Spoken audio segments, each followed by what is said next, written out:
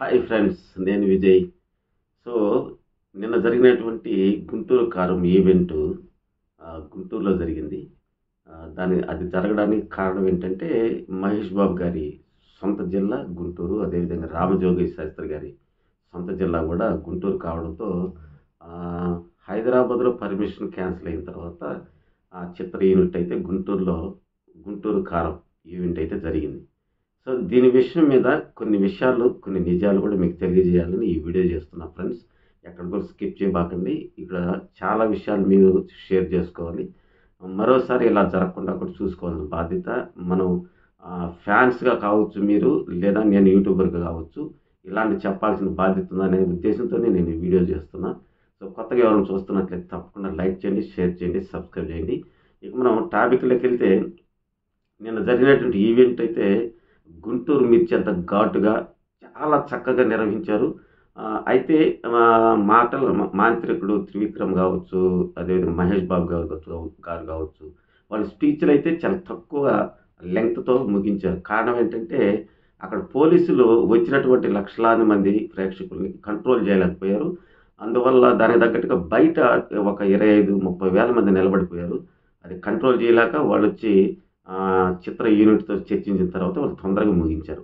ఇక అసలు విషయానికొస్తే, మహేష్ బాబు గారు మాట్లాడినప్పుడు ఏం చెప్పాడంటే, ఆహ్, చాలా ఎమోషనల్‌గా చెప్పాడు. చాలా బాగా ఉంటది సినిమా.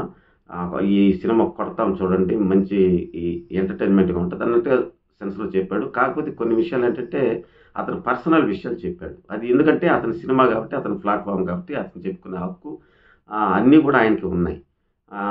ఇంతకుముందు కూడా ఒక సంఘటన జరిగింది.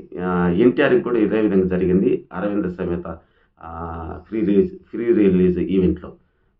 అప్పుడు కూడా ఇలాంటి కామెంట్సే వచ్చాయి. ఎన్టీఆర్ ఫ్యాన్స్ అయితే అగ్గిలి మీద గుగ్గిలం అయ్యారు. ఇప్పుడు మహేష్ ఫ్యాన్స్ కూడా అదే విధంగా బాధపడుతున్నారు. అగ్గిలి మీద గుగ్గిలం అవుతున్నారు. చాలా సీరియస్‌గా అవుతున్నారు. నేను ఏం చెప్తానంటే, ప్రేక్షకులుగా మీరు, లేదా ఫ్యాన్స్‌గా మీరు మీ మీ అభిమాన నటుడికి ఎంకరేజ్ చేయండి. అదేవిధంగా మూవీస్‌ని బ్లాక్ బస్టర్ చేసి దానికి ప్లాన్స్ వేయండి. అంతేగాని ఒక ఒక హీరో ఫ్యాన్స్ వచ్చి మరొక హీరో మీద బ్యాడ్‌గా ప్రాపగండ చేయడం, హిట్ అవ్వాల్సిన సినిమాను కూడా ఫ్లాప్ చేసే విధంగా ప్రాపగండాలు చేస్తున్నారు. ఇది చిత్ర యూనిట్ పరిశ్రమకు చాలా నష్టం. కొన్ని వేల కోట్లు ఖర్చులు పెట్టి ఎంతో శ్రమకొచ్చి వాళ్ళు సినిమా తీస్తే, మనం జస్ట్ అలా కామెంట్లు పెట్టేస్తే సినిమా నా అర్ధరాత్రి రిలీజ్ కావు. 4 గంటలకి అలా ఫస్ట్ షో బెనిఫిట్ షో ఏస్తారు. కానీ మనోళ్ళు 12 గంటలకి దాని మీద రివ్యూలు చేసేస్తా ఉంటారు. సో, ఇది చాలా బాధాకరమైన విషయం. అయితే అసలు విషయానికొస్తే, మహేష్ బాబు గారు ఏమన్నారంటే, ప్రతిసారి కూడా అతని సినిమా రిలీజ్ అయితే ఆ సినిమా ఆహ్, ముందుగా చూస్తారు కాబట్టి ముఖ్యమైనోళ్ళందరూ కూడా పిక్చర్ రివ్యూ చూస్తారు. దాన్ని ముఖ్యమైన వాళ్ళకి చూపిస్తారు. సో, చూసిన తర్వాత కృష్ణ గారు ఫోన్ చేసి మహేష్ బాబుకి ఆ సినిమా రికార్డుల గురించి ఏ విధంగా ఆడుతది, అసలు క్యారెక్టర్ ఎలా ఉంది, ఈ పిక్చర్ సరిగ్గా ఉంటదా లేదా అనేది కూడా క్లారిటీ ఇస్తాడనమాట. ఆ కృష్ణ గారు మహేష్ బాబుకి ఫోన్ చేసి, ఆ కాల్ కోసం వెయిట్ చేస్తా ఉంటాడు మహేష్ బాబు ఈగర్లీగా.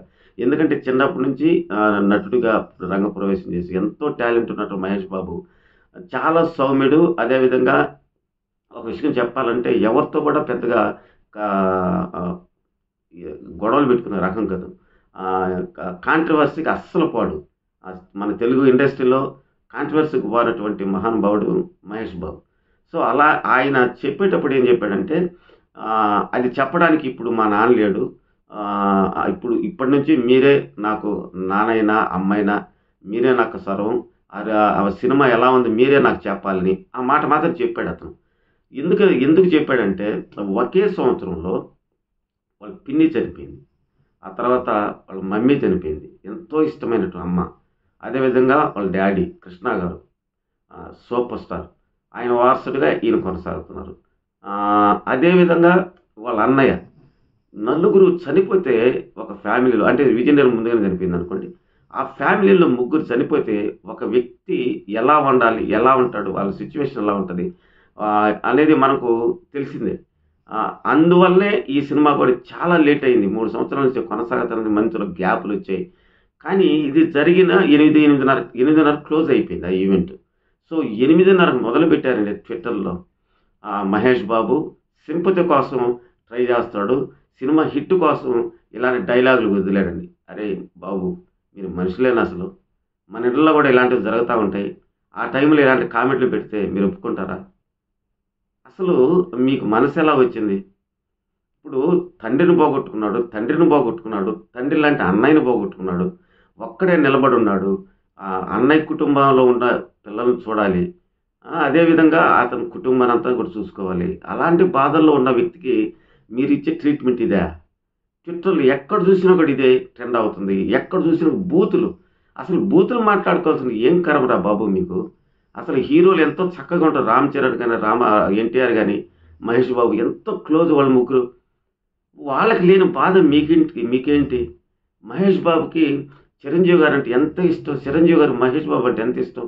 సినిమా చూసిన తర్వాత మళ్ళీ కాల్ చేసి చెప్తారు వాళ్ళంతా కూడా.